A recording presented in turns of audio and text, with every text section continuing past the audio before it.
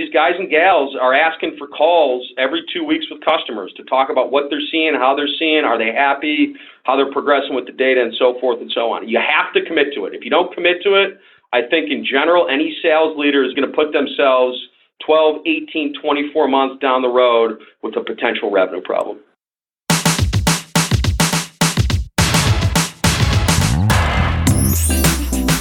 I want to welcome you to my sales podcast, where we have one focus and one focus only.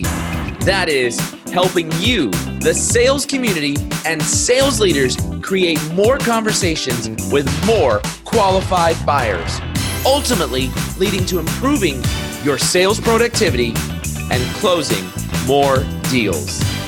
Each show, you will hear from sales leaders, practitioners, and influencers to help you find, engage, and connect with more buyers. I'm Mario Martinez Jr., and you're now listening to the Selling with Social Sales Podcast.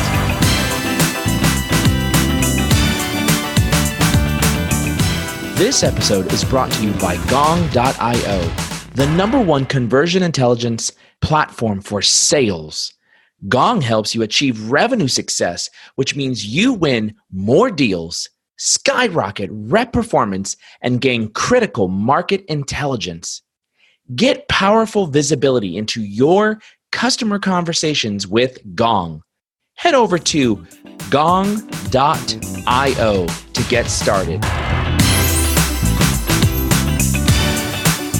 Ladies and gentlemen, welcome to this episode of Selling with Social.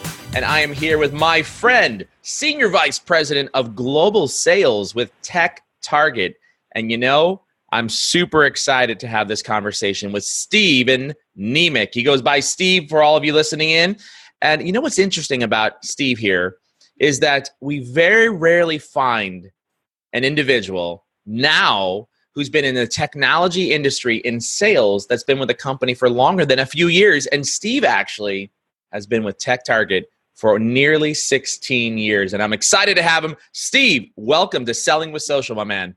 Mario, thank you. It's great to be here. God, you're making me sound illustrious, but I can promise you, right, those 16 years, they flew by pretty quick, right? But yeah, to your point, I guess I could somewhat say, maybe even at my younger age, I'm somewhat of a dinosaur for how long I've been at TechTarget, or sometimes it feels that way, but it's been a great run and obviously glad to be here. So thanks for having me. Well, it's a great record to have. I mean, we don't see it too often. I mean, the old days of sticking with a company like, IBM or like, those iconic legendary companies and staying there for 25, 30, whatever number of years, but even more than 10, you might be considered a long timer in the industry, but that's good stuff. But listen, give us a little background about yourself. Obviously, I said you're the Senior Global Vice President of Sales for TechTarget. Tell us a little bit about yourself, and then I've got a very special question for you, and we'll save that special question, but talking about something very personal about yourself. So tell us a little bit about yourself and your background. I've been at TechTarget for 16 years, as you mentioned, born and raised in Chicago, right? So Chicago sports fan, grew up watching the Cubs, Bears. I essentially started coming out of college, right? Probably just like everybody else, or even folks that are trying to earn their opportunity. And, I'm kind of a unique story, to be honest with you, right? I was a healthcare major, right? I was actually trying to figure out what the hell I was going to do. I was moved back to Chicago, coming out of Providence.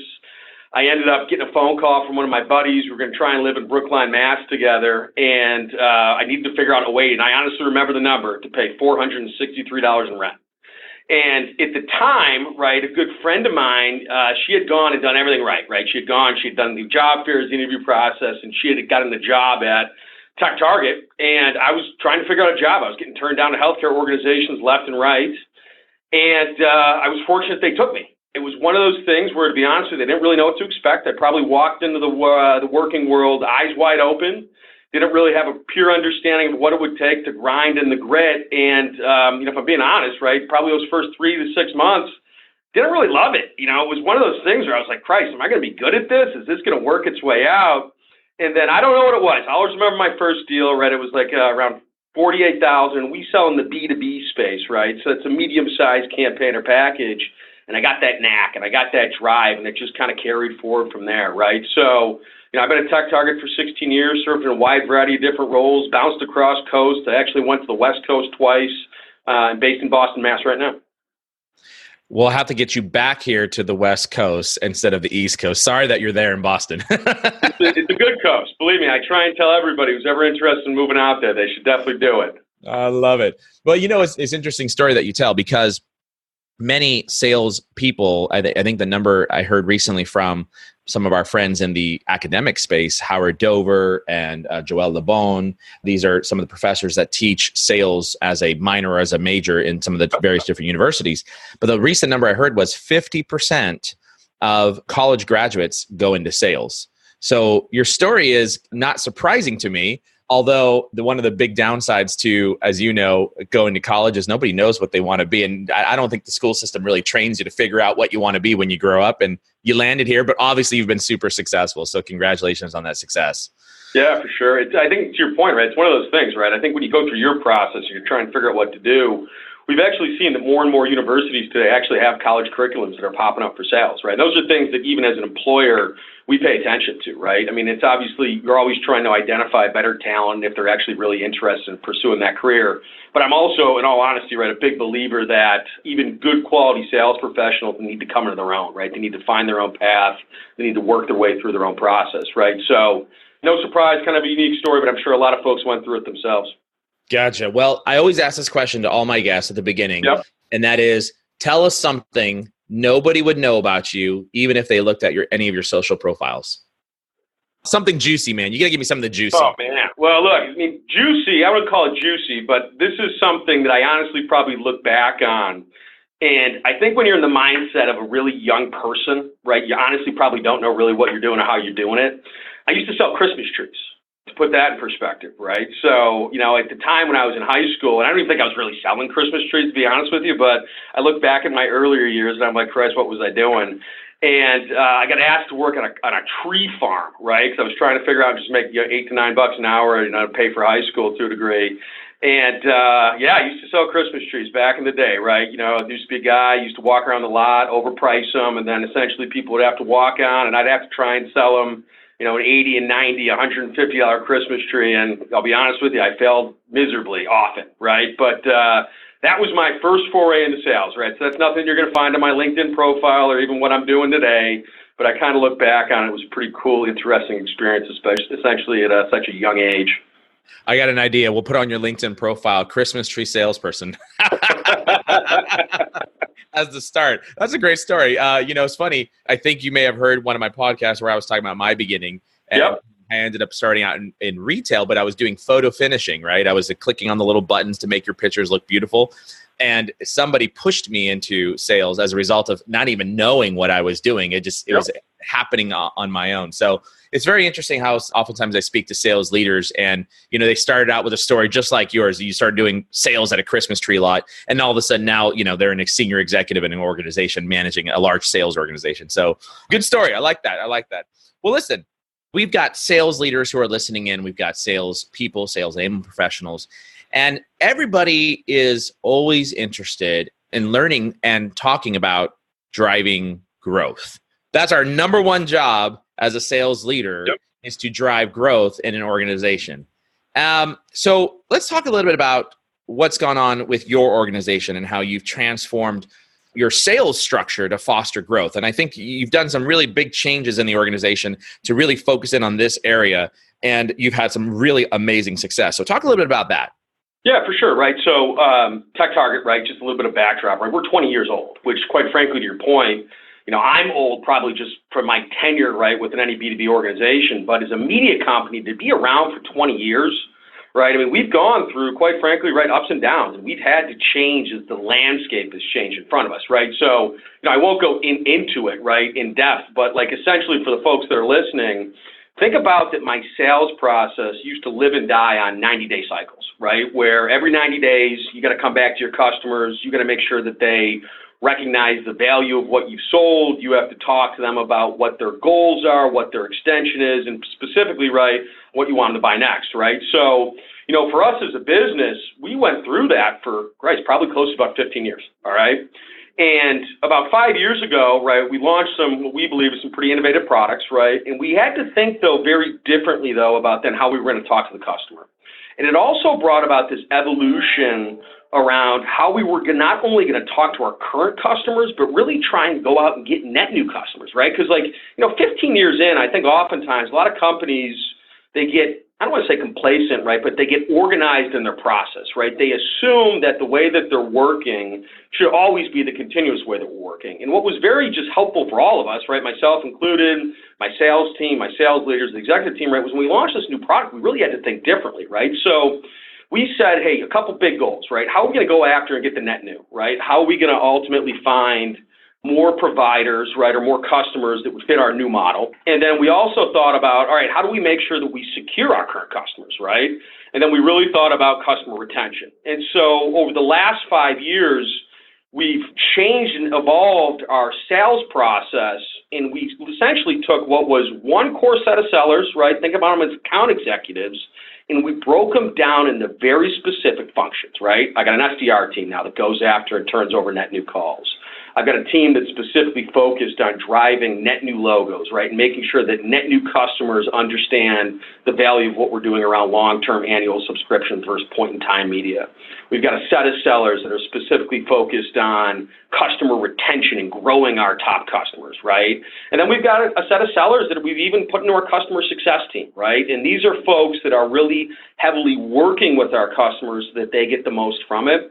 And a big thing, right, that I've focused on with the leadership team here is making sure that there's clear goals and clear objectives for each of those sales functions, right? I'm a big believer that whatever role you put somebody in, they should have clear lines against what they want to accomplish and goals set against it.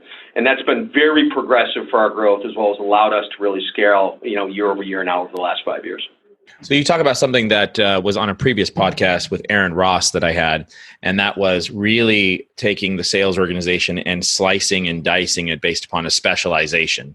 And in your case, you it sounds like you specialized your sales reps to be focused on what you call the SDR work. So that would sound like the outbound, or was that inbound focused? That's outbound. Every day they're coming in and they're focusing in on one thing and one thing only, and that's going out there and looking for creating more sales conversations and booking those appointments for the AEs. Is that right?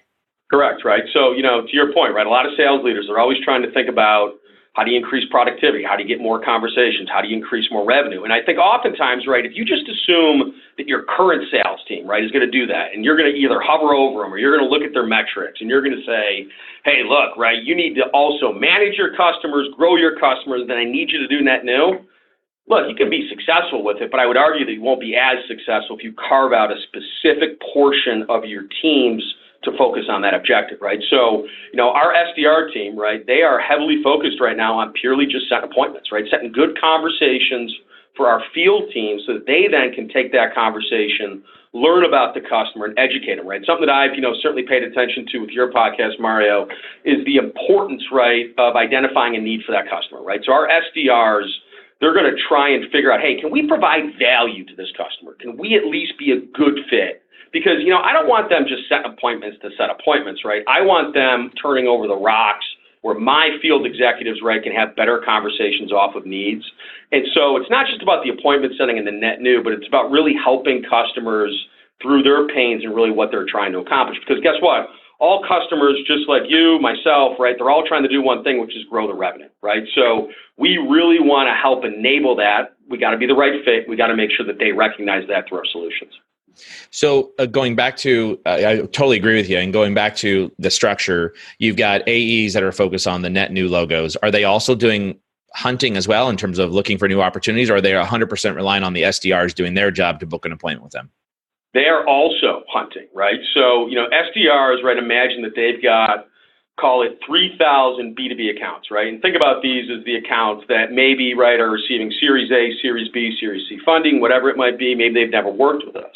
We also have identified accounts, right, that quite frankly, those FAEs, those field account executives, they're working aggressively in parallel, right? So when an SDR engages an opportunity at that account, they've achieved their goal and they're going to pass that across to the FAE.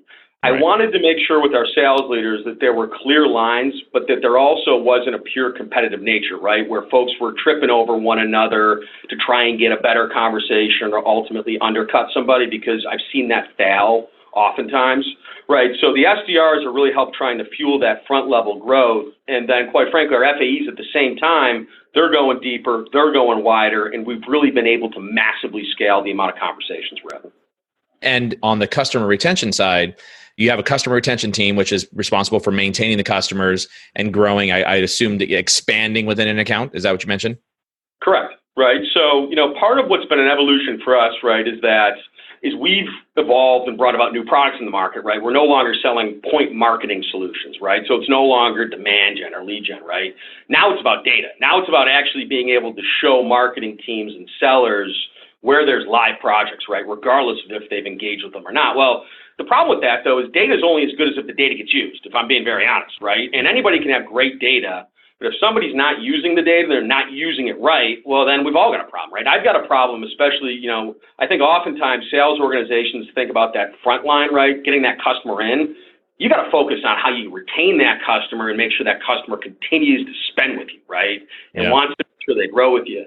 So, a big emphasis for us, right, it was, establish the front line, increase the meetings.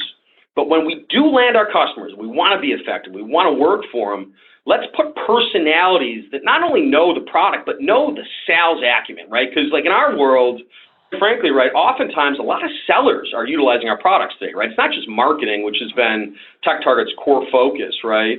Because we know who to call and where to call, and because we're able to help people identify revenue opportunities faster, well, sellers have gotten really engaged with that, right? So we said, hey, wouldn't it be great if sellers could talk to sellers? And wouldn't it be great if sellers who knew the mindset of the organization, which is to grow your revenue, they were engaged in those marketing conversations and helping marketing get more from it? And it's been phenomenal, right? Because I think in all honesty, right, customers want that level set. They want people in the room that understand that their goals, just like us in sales, right, is to grow their organization. And that's something that we've been successful with. It's still a work in progress, right? So we're always trying to get customers to work their data harder and better. But just having that personality and that ability to craft a conversation and get a customer to mobilize around it successfully, it's been very transformative for us as well as for our customers and how they're doing with the products.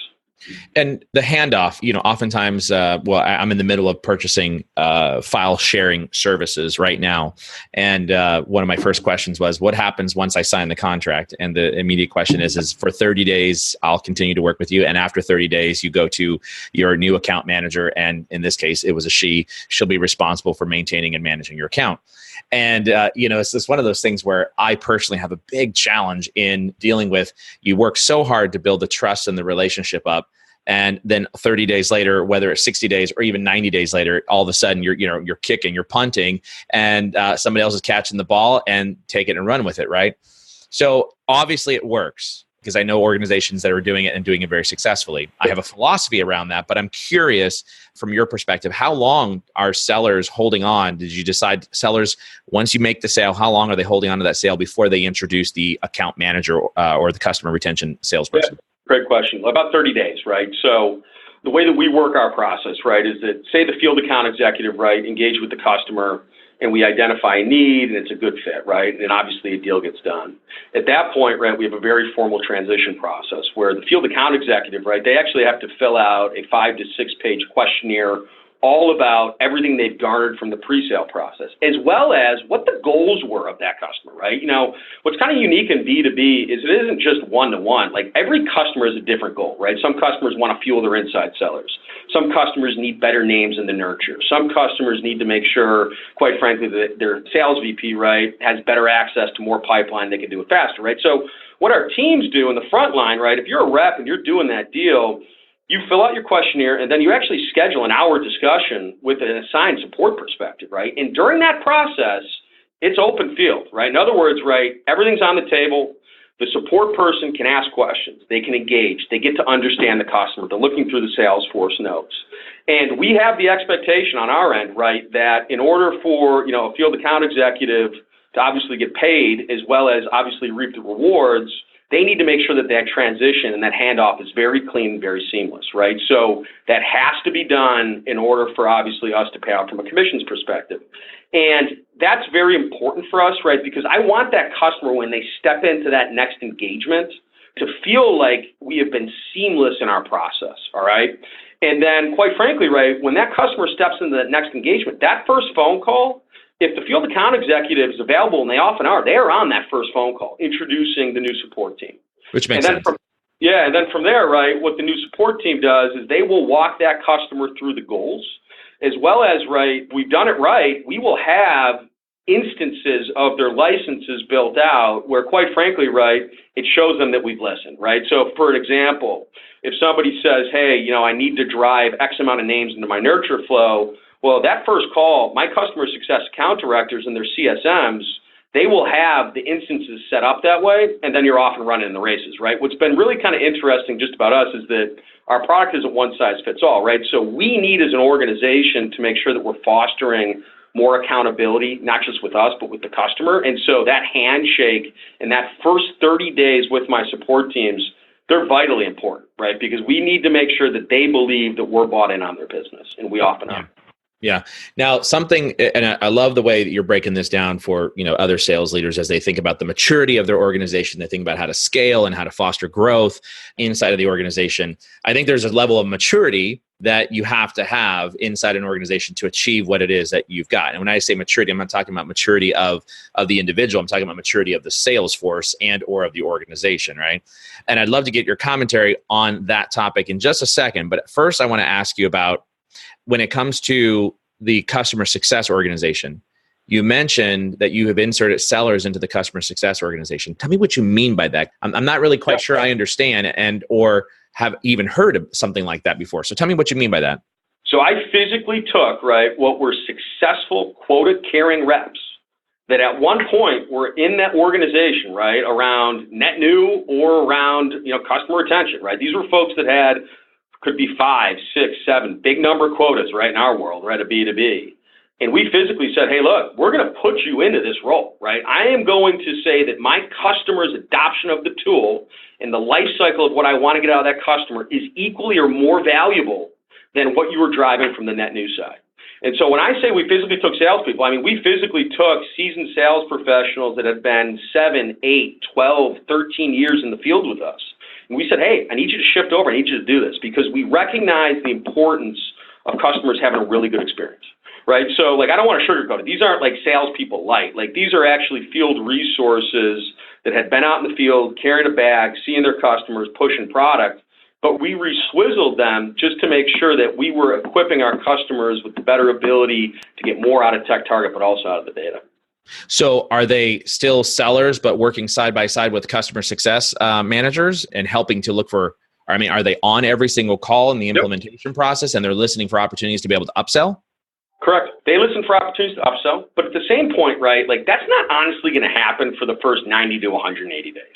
I wanted to put a personality on the phone that would be able to guide the customer towards what they should be doing, as well as working with them across their goals, right? You would have mentioned, hey, you're going to look at a file share solution. We have a file share solution on our end, right? Well, here's the truth, right? Whatever provider you go with, if they just drop that on you and they let you, right, dictate the path and they let you decide what you're going to do with it, I would probably argue that you might run into some speed bumps, right? Because, in the end, they know their solution the best, right? And they know their product the best. Yeah. So we wanted to make sure that we took sellers, right? We call them now customer success account directors. And to your point, they do have another function, right? So they do have a client success manager.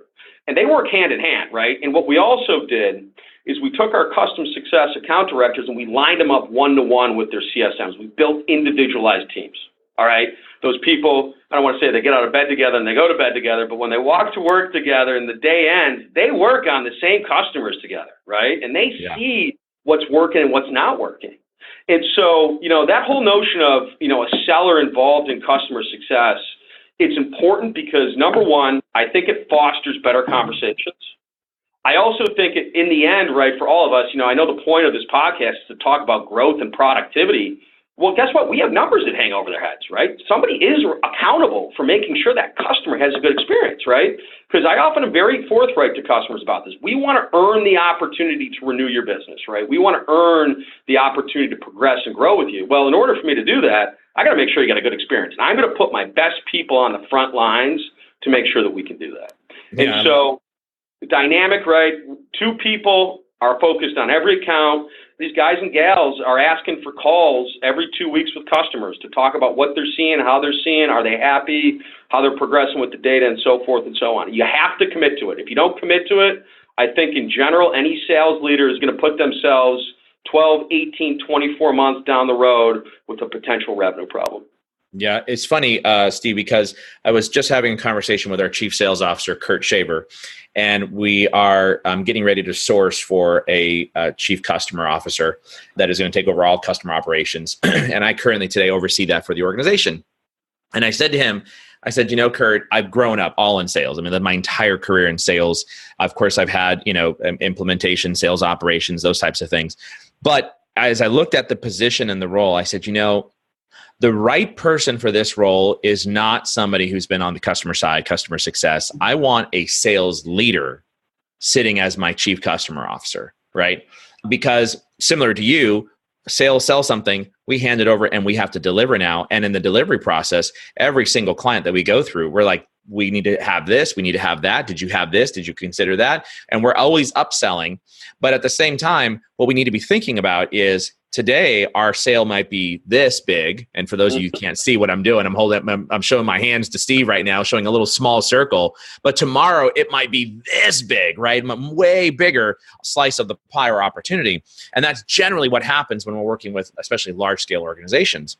So I want somebody with that mindset that's overseeing customer operations and customer success and customer delivery, that has the mindset of grow and that can hear. That's one of the big problems that I see with customer success managers today, is that they'll listen to customers like, okay, we were thinking about this, and they can't hear the cues. They don't know the cues to be able to say, wait a minute, we got a sales opportunity here, right? Let's see if we can upsell this. And because they're not, quote, sales people, the customer automatically warms up to them and trusts them and understands and believes and takes at face value what it is that someone's saying, that you really should consider this. You really should change that.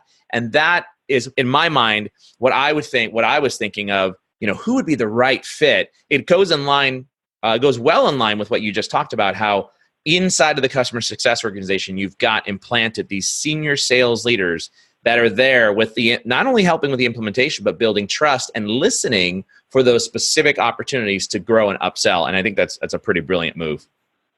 Yeah, I mean, I think, what do they say, right? The hardest thing is not winning the customer. The hardest thing is winning the customer back, right? I think I've read that somewhere.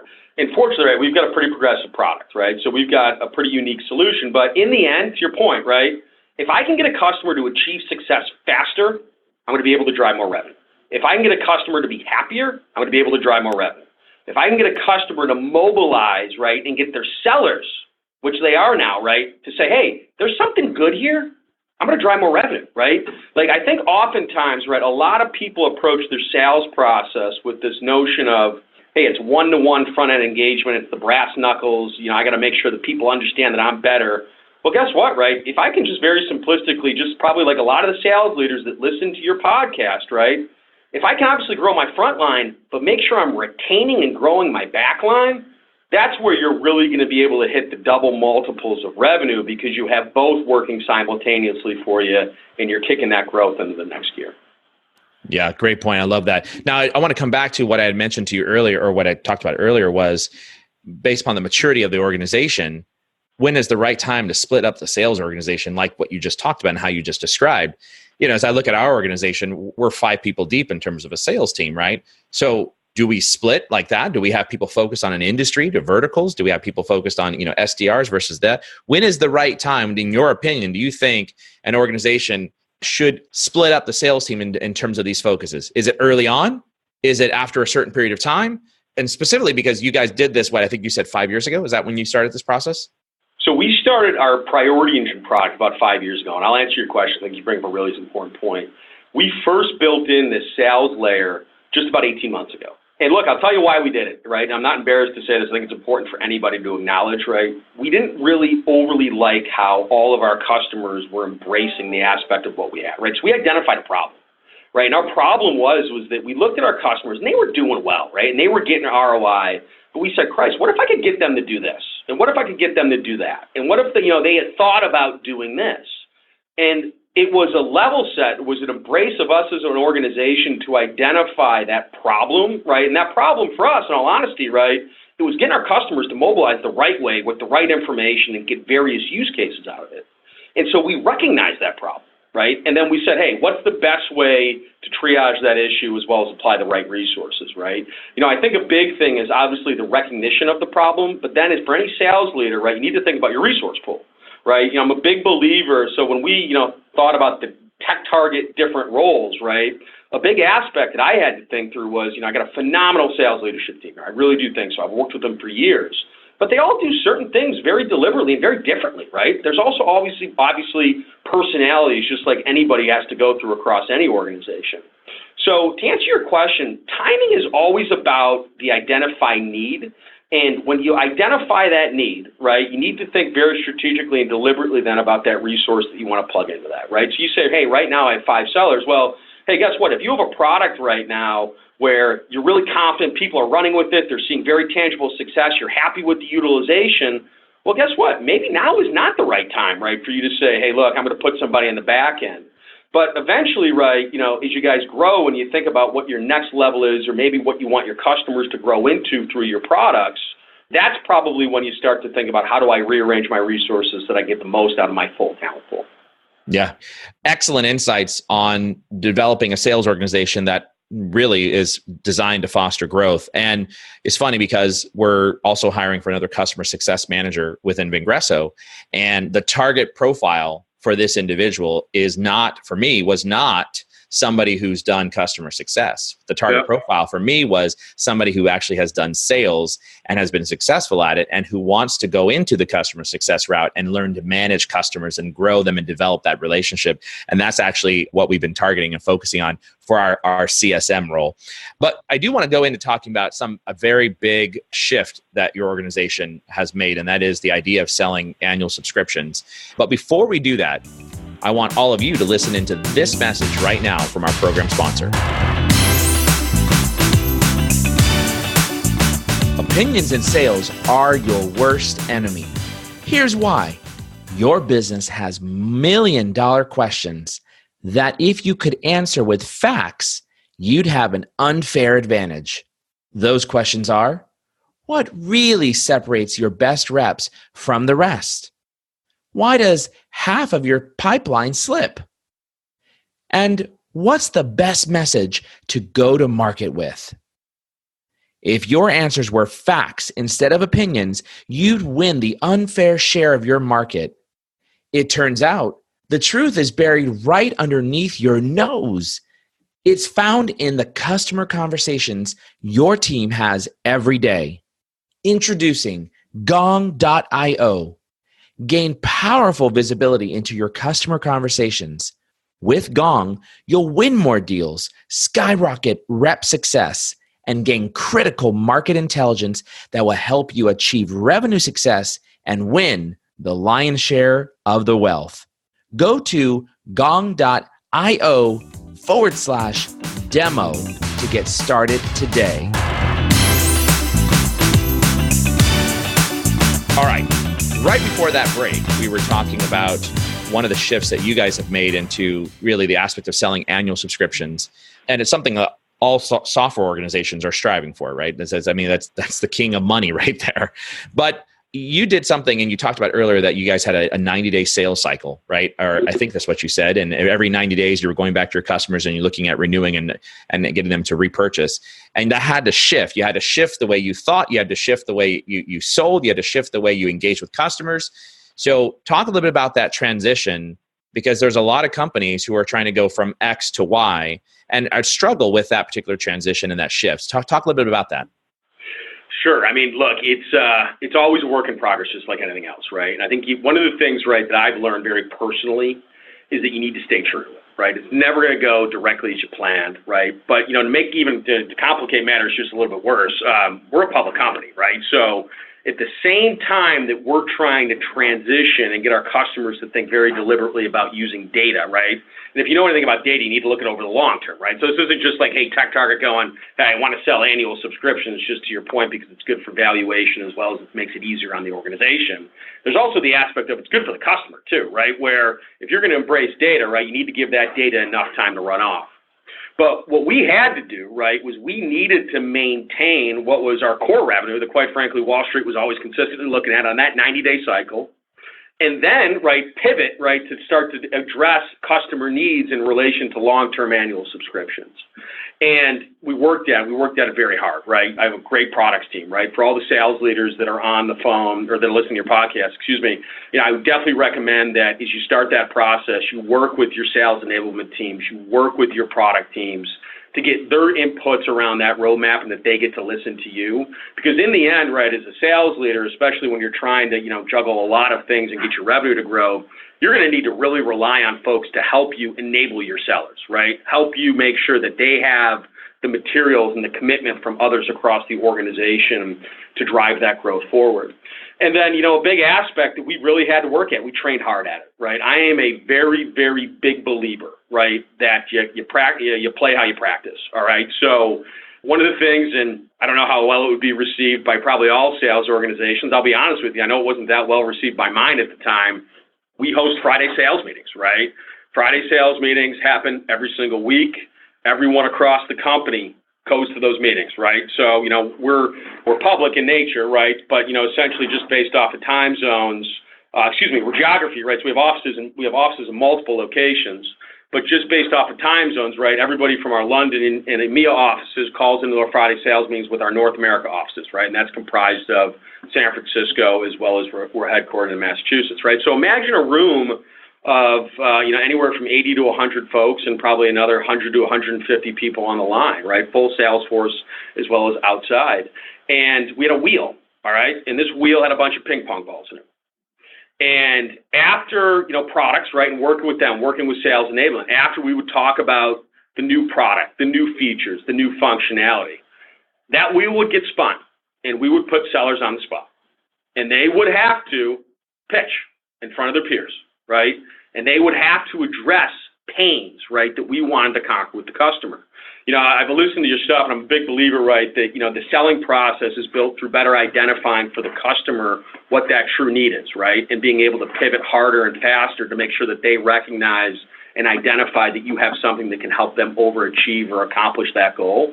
So, when we started to talk about not just our media products, but also our annual subscriptions, we made a point to train deliberately and hard, not just on the product features. I feel like oftentimes a lot of sales organizations falter when they just spend time talking about their product, right?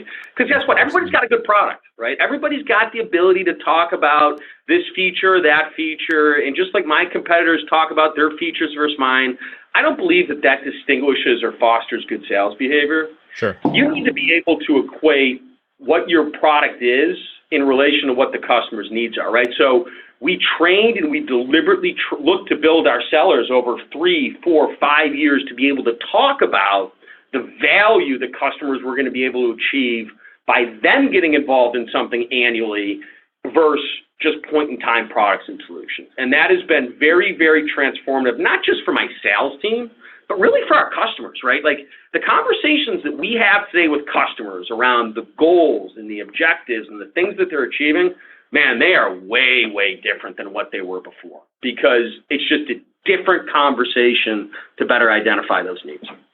So you mentioned that you invite everybody in the company to these sales meetings. Now, obviously, the first part is product and updates and new ads and changes, and then you spin the wheel and you might be selected to do your whatever the exercise is. In this case, you mentioned pitching or presenting. So everybody's invited to the call? Whoever wants to attend the Friday sales meetings can attend. Yep. So as an example, do you ever have senior executive leadership that comes in and listens? CEO, CMO, whoever it is, right? I mean, literally, right? These are staples. They sit on the calendar. We're over 700 employees now in Entity, right? We have a full editorial team. They're oftentimes not coming to the Friday sales meetings just because they are sales meetings, right? But anyone who has a level hand in any aspect of revenue, right? From marketing to the C-suite, to products, to sales enablement, they're all there, right? Because, what we think is vitally important, not just for culture, but for growth and goals, right? I'm a big believer that everybody should understand where we want to go together, right? And everybody should be driving towards the same objective, right? And, oftentimes, right, if you can do that, it's not just done by talking at them, it's done by effectively showcasing yourself how you can do it. Like, I have done Friday sales role plays myself, right? I have put myself on the spot. Oftentimes, right, I'm working just with my sellers. And look, I don't do that because I need a pat on the back or to feel good. I actually do that because I want people to tell me potentially what I'm missing out on or areas where I can even get better. The sales process, nobody's ever perfect, right? I am not perfect. Nobody's ever perfect, right? But if you're not working at it, you're not training at it, quite frankly, you're not evolving, you're not getting better, right? So, yeah, these go on, and we continue to evolve them, right? Not every Friday sales meeting is somebody on the spot, but, as we continue to think about our evolution with the product, well, I need my sales professionals to talk differently about it. And that goes from my SDR team all the way to my customer success team, too, right? Everybody's got to learn, and everybody's got to learn from one another. I can imagine the culture that created, which is a little bit of fear, number one, shock, certainly, but also, to your point, it goes back to you got to practice to play, right? And you got to play to win. And so it requires this practice. Now, you mentioned earlier 3 to 5 years worth of training that you're investing into sellers and people over the course of time and this transition. But I guess the question I'd have, though, is are people staying that long a period of time in sales in your organization? I mean, talk about a little bit of the culture. In most cases, most sales folks, especially what I've seen nowadays, is 2 years and you're moving up and out of the organization. But I think, if I'm not mistaken, that's a little different for TechTarget. We have been very blessed and very fortunate to have, I would say, above average retention. All right. I never want to present the picture that folks don't leave, right? I think folks go on to do other things they think are important to them. For folks that have ever perused the LinkedIn profiles of TechTarget, right, there's people that have been here longer than I have, even in sales functions, right? We're very blessed in that. And that goes back to, I think, we fostered a good degree of accountability. We fostered a good degree of ownership of goals. We recognize what our sellers have to work through as a management team. And I go back to, I got very, very good sales leadership that I truly trust and believe in, right? They run their teams. I'm not here to watch over them, right? I'm here to help instruct them, give guidance, as well as enable, right? I think oftentimes where a lot of organizations falter on the sales end is if you can't let your sales leadership team run their organizations the way that you want them to run, quite frankly, you might be holding them back a little bit, right? Because everybody's bringing a different dynamic. And that goes back to a little bit about what we talked about earlier about putting the right personalities in the right roles, right? And that's the biggest thing that I have learned as being vitally important. Because guess what? If you put the right manager in the right role and the directive and everybody's running against the same goals and people see the progress and how it's transforming, like, to be honest with you, I think a lot of people have stuck around, right? Myself included, because TechTarget's dynamically always changing. Like, when you think about what we've been able to do, and this isn't just to toot our horn, right? It's about we have transformed an organization from being a point-in-time media company to being a data provider, right? That, to me, is exciting, right? And I often tell my sellers, look, one day you're going to move on to your next opportunity, but you got to recognize that you got an A-plus job right now. It's not to say there isn't going to be something better for you, but embrace what you've got right now because this is going to allow you to propel wherever you want to go. And oftentimes, right, I think if sales professionals and sales leaders really treat their people with that level of belief, right, I think oftentimes it fosters a longer want for those folks to stay in organizations. Yeah, that's fantastic. I mean, it's especially in the technology industry, in software sales, usually you see a lot of people that are coming and going pretty rapidly, and people don't necessarily stick around, especially with the millennials, right? And I hate all my millennial listeners out there. I'm not trying to put a label on you, but the reality is the retention rate is roughly, anywhere between 12 to 18 months, and then they're moving along if they're not getting where they want to go. Yep. So, the fact that you're fostering this cultural environment that really drives people to want to stay, move up, around, into different roles, and that you're able to accomplish that as in a technology-based sales environment is a very awesome thing. So congratulations to that. Let's talk a little bit about the target market that you go after. And I think, if I'm not mistaken, you're just like us. You talk to both sales leaders and marketing leaders. Is that right? Correct. Yep. Looking at the sales leaders, because this is a sales podcast, when focusing on the sales leaders, what are some of the things that you're seeing as their particular interests? What are some of the challenges that they're facing, things that they want to talk to you guys about? Probably the same challenge that you and I go through, right? Was we're trying to grow our businesses. Look, I mean, I'm no different from any other sales leader, right? I come to work every day. I start my day looking at data, bookings, looking at good data, looking at projections, looking at pipeline, right? So the mentality, though, is that I think all sales professionals, no matter what industry, B2B, consumer, if you have a specific niche, right, we're all tasked with growing that revenue, right? And in the end, that's the most critical aspect of what we're trying to do. To get back to your question, what I look for is probably the same thing that when I talk to sales leaders, they're interested, right? Like they're trying to give their inside sales teams, right, better leads, right? Give them better door openers. Make sure that they can have better conversations, right? Oftentimes all sellers, my sellers included, right, they struggle with just the amount of time in the day, right? I got 8 to 10 hours in a day. Where do I focus? Who do I start on? Not by just an account, but by the actual users, right? A big thing in B2B technology sales, right, when we're talking to our partners, is that even if you know that an account has an upcoming project, well, guess what, right? What are you left to do? Maybe you got to go to LinkedIn or you go to Jigsaw, data.com, right, whatever it might be. Well, you're essentially surfing through the phone book, right? Like from a sales perspective, especially if the theme of productivity, that's tough. So the way that we're talking to sellers today and the things that are really gravitating with sellers and especially VP of sales and inside sales leaders who run SDR teams is that, hey, let us help show you how to be more efficient. Let us help show you that there's a really different way of just dialing down the phone book to actually knowing who to call. Not to get into our product, but like we actually can tell vendors today which organizations potentially could have a project that they would be interested in speaking to, but also the people that are conducting that pre-purchase research, right? So in the end, it's that level of, I think, brass tacks that a lot of sales leaders are trying to get to. Who do I call? Where do I call? And how do I be more effective? Because those are three things that if you can figure out and you got a good sales force and you got a good product, I would argue there's a pretty good chance you're going to grow your revenue then.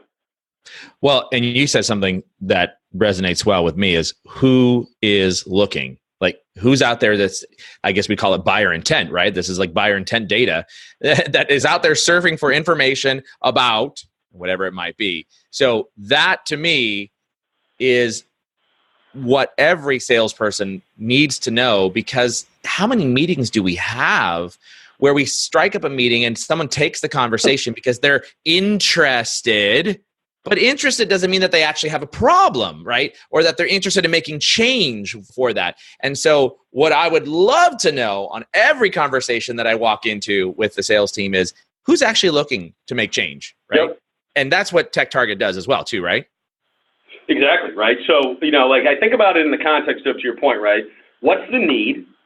And then who's looking to ultimately identify that need, right? Because like in our space, we're essentially aligning buyers with sellers, right? And in the end, like we're that intermediary. So like for the folks that partner with TechTarget, they're looking to fuel their sales teams with the right people to call. And in the end, right, if we can do that faster and better, right, we can obviously enable that company to increase the revenue. But to your point, right, I think this gets down to, I think oftentimes, right, I want the conversations from my sales teams, right? I want the people that, quite frankly, have been talking to my competitors. I want the people that have been researching with my competitors, right? I want the people that have been downloading multiple actions around how to build marketing and intent data-driven programs, because guess what? To your point, there's a need, right? And so as we've had to pivot, right, we first started Priority Engine as being catered to the marketer, right, where we're going to give you the people to message, because guess what? They've been researching and your metrics are going to be that much better than any other name that you've got in your database. Now we're seeing this massive interest from the sellers, because if I know where to call and who to call, and I can actually give you somebody that right now is researching, I'll put that up against the phone book any day of the week. No, 100%. I would call that with that information and those data sets, I'd call that, as people have heard me say, my hallelujah. That's my hallelujah moment right there, right? Yep. This has been a fantastic, insightful conversation, Steve. So if people are interested in connecting with you, which we've got lots of listeners here on Selling with Social, what's the best way? Is it to reach out and connect with you on LinkedIn, to do on Twitter? What's the best way? Look, certainly reach out to me on LinkedIn. I'll direct message you right away, right? Give you my personal phone number as well as my email address. We'd love to pick up a conversation. And that's just not about TechTarget. If you have any questions about your selling, what you could potentially be thinking about. Maybe you can give me some ideas, right, that I'd love to better just understand around what you're doing. Happy to pick up on those conversations. And please, please, please, people, make sure if you reach out to my boy Steve, make sure you send him a personalized message and tell him you heard him on the Selling with Social Sales podcast. Do not just connect and not tell him where you heard him at or why you're wanting to connect. So make sure you personalize that. And I always ask this question of all of my guests, Steve, your all-time favorite movie, what is it? Caddyshack. Caddyshack it is. All right, I love it. Well, listen, this has been a fantastic conversation. And for those of you listening right now, don't turn off that dial. Do not hit pause. Listen to this important message right now from our program sponsor. Sales managers, before you go, does it feel like everything is a priority and everyone is asking for your time and attention? Here's a free video training that will help you manage your time, double your income, and will skyrocket your team's success. It's called the Sales Management Matrix. You'll learn exactly how to spend your time for the highest revenue return possible. Go to gong.io/matrix to get the free 19-minute video training. Again, that's gong.io/matrix. Go there now, and we'll see you on the next episode. Hey, thanks for listening to the Selling with Social Sales podcast. Did you enjoy that show? If so, would you do me a huge favor and give the Selling with Social podcast a rating and review on iTunes? That would be super awesome. Also, if you want to easily find our show, just go to Vengreso.com. That's VENGRESO.com and click on podcast. From there, you'll find the Selling with Social podcast. Thanks for listening in. And until the next show, be awesome. Mario Martinez Jr.